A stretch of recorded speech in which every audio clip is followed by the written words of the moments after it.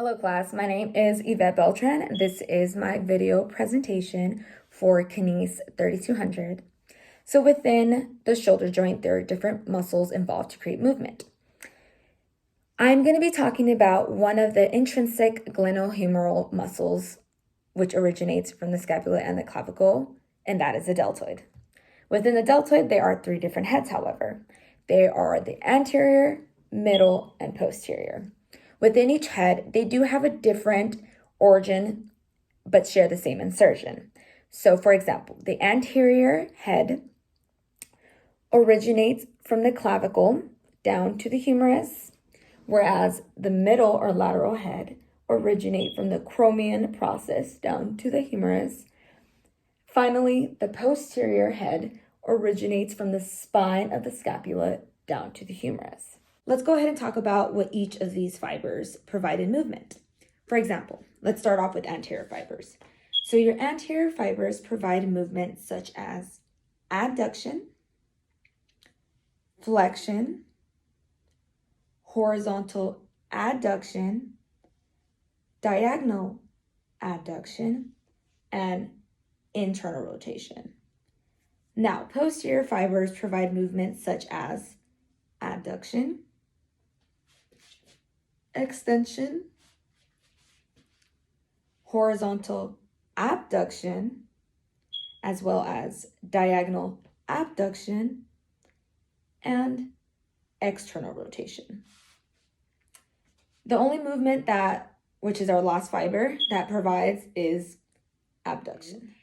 They all generally work together to do our daily lifestyles. For example, when we are hungry, we go to the refrigerator.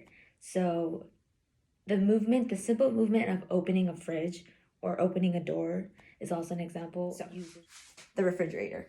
So when you're going to the refrigerator, the first fiber activation to do the first movement of reaching for the handle is going to be the anterior fibers.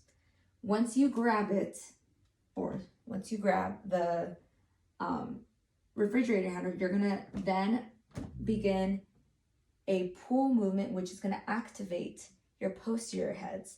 Once you are opening the fridge, to fully open it, you are then going to activate your posterior fibers again to create that external rotation. And once you find what you want to get from the fridge, to then close it, you're going to go ahead and go from that external rotation using your posterior fibers, going to that internal rotation, which then activates your anterior fibers as well. And to then push it back, it's your anterior fibers to go back. Opening a door. Another daily activity that can be used is to lift weights. So if you're at a gym or if you want to start working out, a good way to use an exercise to use your deltoids is a standing Arnold press. And the good thing about these Arnold press is that it involves all three heads. So you want to start by standing with your feet hip width apart with a dumbbell on each hand. I'm going to use a 7-pound weight. And you're going to start off by pressing the dumbbells overhead as you rotate your arms or until they are facing away from you. So this activation right here is going to be based on your posterior becoming more down. It's going to activate middle and then go to anterior. So right here, you start as anterior fibers going towards your middle fibers to abduct, to then go ahead and fully extend your arms up using your posterior. Some ways to strengthen these muscles. So for each head, there's a different strength activity that you can use to strengthen each of the muscle fibers. So the first one we're going to start is with the anterior. You can go ahead and use any type of resistance. I'm going to be using a resistance bands. So to work your anterior fibers, it's going to be doing movements with any of pushing or pulling movements, such as you can do dips, overhead press, lateral raises, or upright rows. However, for these anterior fibers, I'm going to go ahead and place the resistance band behind, right below, or in the midline of the buttocks region, and you're going to go ahead and grab them both with your hands, and in a one single motion you're going to go ahead and pull forward, and that is going to be fully focusing on your anterior heads. Now for posterior, it's going to be the same thing. It's just you're going to switch the position of the resistance bands. So when we first started in the back, this is going to be towards the front now. And then you're going to go ahead and do the same thing just towards the back. So you're going to go ahead and extend your arms to the back, and that is going to be strengthening your posterior fibers. Now for your middle fibers. For your middle fibers, it can be any type of lateral raises. So if you have weights, you can do lateral raises. But since we have bands, we're going to go ahead and hold it in a supinated position, and you're just going to raise your arms up laterally. And that's going to go ahead and strengthen that middle fiber. There are also ways in which we can stretch these muscle fibers. So for example, we're going to go ahead and start with anterior. To stretch the anterior head, you're going to go ahead and do an extreme horizontal abduction. So since this is your anterior head, an extreme horizontal abduction is going to be very, very, very and hyper extension of the shoulder. And to assist this, you can go ahead and use a wall. So if you place your arm you're stretching towards the back, and you just fully rotate your trunk forward away from the arm, that is gonna fully stretch out that anterior head.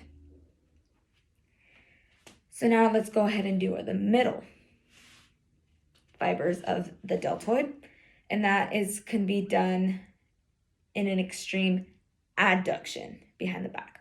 So since this one was going back, we're going to do the same thing, but it's just instead of abducting it away from the midline, we're going to go ahead and adduct it towards the midline. So for example, that same arm, you're going to bring it towards the midline in the back. You can go ahead and use your other free arm to assist to get a full deep stretch. And this is going to be stretching your middle fibers just like that. I'm going to go ahead and do it on both sides. And this is an extreme adduction behind the back. So now the last muscle fiber is going to be the posterior. So to stretch the posterior, it's going to be the complete opposite from the anterior. So we're going to do an extreme horizontal adduction. So you're going to bring your arm, bring it forward, use your other free arm to assist you to bring it closer to the chest. And this is going to go ahead and stretch that posterior fiber. I'm going to do it on the other arm. Again, use that other arm to assist you so you can get a good deep stretch. And now there are also some possible injuries in the common deltoid, or as with any muscle. So within the muscle, there are strains. And don't get this confused by sprains. Sprains are within the ligaments. A strain is a tear within the muscle and the tendon. So basically, there are 3 different grades. There is grade 1, which is a stretching or small tears within the muscle. There's grade 2 strains, which is a larger incomplete tear. And then there's the 3rd grade strain, which is a complete tear, in which you can also palpate a bulge in your muscle. So within each of these strains, the causes of it can be due to acute or chronic muscle strains.